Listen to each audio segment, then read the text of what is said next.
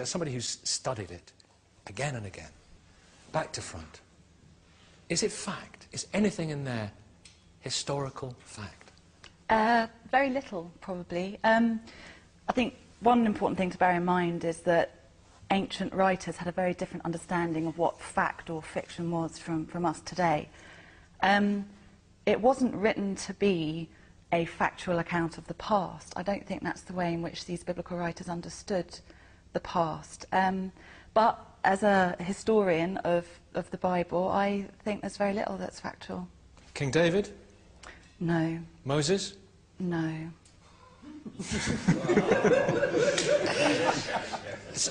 Somebody said Jesus behind me. I don't think they were taking the Lord's name in vain. No, Jesus, most scholars would agree that he existed, yeah.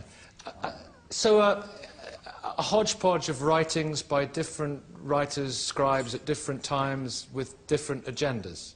Absolutely, and a hodgepodge is like not doing it a great service. I mean, it's a very sophisticated collection of ancient literature. I mean, it's fantastic stuff. It really is. Lots of different genres, lots of different sorts of traditions that are being adopted and adapted and then readapted by successive writers. These were very creative people that were producing these texts. It's brilliant stuff. But the sum of it, was it put together somewhat arbitrarily? That's the point I mean by hodgepodge over the years, for a purpose. I mean, the books that are there, why those books? Why not other books? Very few of the biblical books were written to be included in a Bible. Yeah. That's quite a late idea, late from my perspective as a historian. Yeah, so they weren't necessarily written to be included in a Bible. These are religious writings. Some of them got into the Bible, some of them didn't, as we know. The choices that were made as to what should be contained in this collection, I mean, it's very hard to say. Some things were obviously more appropriate, the collectors felt, than others. Bishop Michael. Yes, I mean, I agree with Francesca that there are many different genres in the Bible. There's obviously poetry in the Bible, there are proverbs, but there's also history. I mean, take, for instance, the sudden appearance in archaeological evidence of the rather crude dwellings of the Israelites superimposed on the rather sophisticated dwellings of the Canaanites.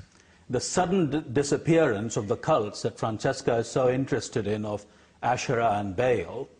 Why did these things happen? Because something historical had happened.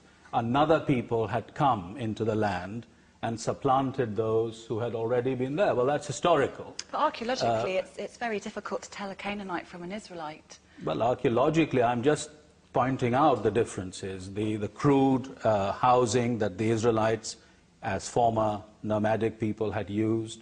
The fact that these cultic shrines suddenly stopped being built.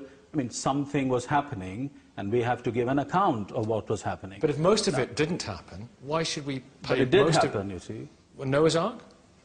Well, I'm talking about what happened in Canaan. I'm not saying that everything in the Bible is historical, because clearly it isn't. I mean, there's saga, there's poetry, there are proverbs, there is wisdom, but there is also material that is historical. I mean, the writing prophets, for instance, bear witness to contemporary events that were happening all around them.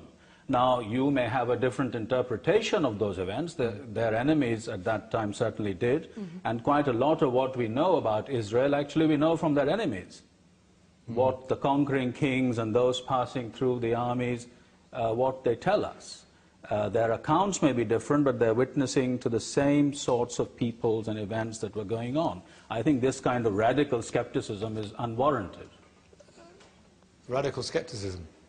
Yeah, I get that quite a lot. I bet you do, yeah. I think... You deserve to get it, yes. But I think it's important to point out that what you might perceive as radical skepticism actually is all about debates that we've been having in academia for a long time. I'm not... Which academia? Albright, John Bright, G.E. Wright? Well, which academia are we talking? Kathleen Kenyon? A long time. Well, that doesn't make their work irrelevant. I mean, being dead doesn't make academics irrelevant. But it does make it outdated in terms of the ways in which academia engages with other branches and other disciplines, which help us to understand... This is just sensationalism. I mean, most mainstream archaeology would accept that there is a historical basis to what there is of history in the Bible. As I say, not everything in the Bible is history. I didn't say there was no history. Well, you said hardly any facts. I said hardly any facts, exactly. I think the point remains is that, of course, there are some things in the Bible that broadly happened. I'm the exile of the people to Babylon. But how generous. And equally, just as you said, there's a lot that isn't fact. But even you say that In fact, the Psalms are about somebody's emotional and religious state. The Proverbs are about wisdom. I mean, there are different sorts of the Song of Solomon that Professor Dawkins likes. How do you know whether to read something as history or something as not history in the Bible? Well, the Book of Kings or the Chronicles or Ezra and Nehemiah, I mean, the writing prophets that I've mentioned, I mean, there are historical things in them that need to be investigated and interpreted. Well, the book of Isaiah has material that stretches over several centuries, of course it does. And it only has the name of one prophet. Yes, but that's a historical point. Can I just move it on from you two? Fascinating as it is to hear this historical. Rabbi Laura, no Moses, no David, they don't exist. This undermines Judaism. Well, it doesn't undermine anything as I'm listening to you. I have a completely different take on what fact is and what my approach is to the Bible. That when I look at the Bible, I'm not a archaeologist or historian in that way. I'm looking at it as a teacher, as a theologian, and for me it has truth. It has truth that changes my life. Yeah. It has truth that I think affects other people's lives. It has things that I love. It has things that I can't stand, and I'm entering that debate. So the fact of what was, whether there was Babylonian, whether there was David or Moses, there's lots of information that says, or scholars who say there was Moses and why. It might have been with a different, slightly different name. But I'm not entering that phrase. So it doesn't need to be historically true because there is truth in it. There's a greater truth. A completely different kind of truth. Yeah. So Richard, I mean, similarly, there are great truths in the Greek fables, aren't there, of mythology. It doesn't need to be true for us to derive truth from it. The world is full of origin myths and creation myths and myths of all kinds, and many of them are very beautiful. But what worries me about the Bible is that it has acquired, in our civilization, an enormous privileged position. I mean, everybody knows something about the Greek myths and the Valhalla myths and so on, and some other myths as well. And they are interesting, and they're treated as interesting myths. But the Bible myths are given a special privileged treatment. I mean, they're regarded as somehow set off on one side, away from all these other myths. No doubt you'll find truths in the other myths. You'll find some truths of that kind in Australian Aboriginal myths. Yes, although I'm looking for God. Well, which God? I mean, why not Jupiter? Why not Zeus? Why not Thor? Yes, I think that... Mr. Michael, allow me to stay over here just to let hear Richard out. Yeah, go on. Well, that's about it, really. I mean, I object to the way... I hope there's more to come from you. I was simply objecting to the way the Judeo-Christian myth has permeated our society to such an enormous extent, as though somehow it has special truths which are not to be found in other myths. And I don't think there's much truth to be found in any myths, as a matter of fact, but certainly there's no reason why the Judeo-Christian myth should be given this privileged status.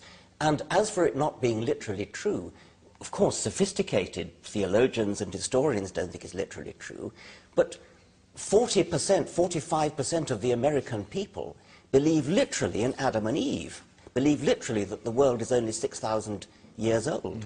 I mean, that's a shocking figure, and you can't duck out of it by saying, oh, sophisticated theologians don't believe it. Unfortunately, what sophisticated theologians believe isn't really relevant to what the majority of Christians do believe.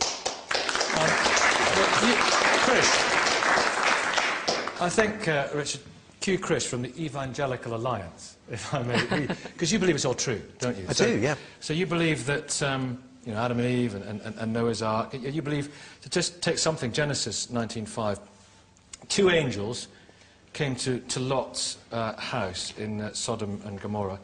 Now, he was the only righteous man in the village, and the locals wanted to know the angels. They wanted to homosexually rape the angels. So Lot offered his virgin daughters instead as an appeasement. Sodom and Gomorrah was demolished after that, and his wife turned into a block of salt when she looked back. You believe that happened? I take my cues from Jesus, who we've already agreed So, is historically did that accurate. happen? I believe How that did- Jesus believed the Old Testament to be historically Do accurate. you believe that that happened? I believe it happened because Jesus did.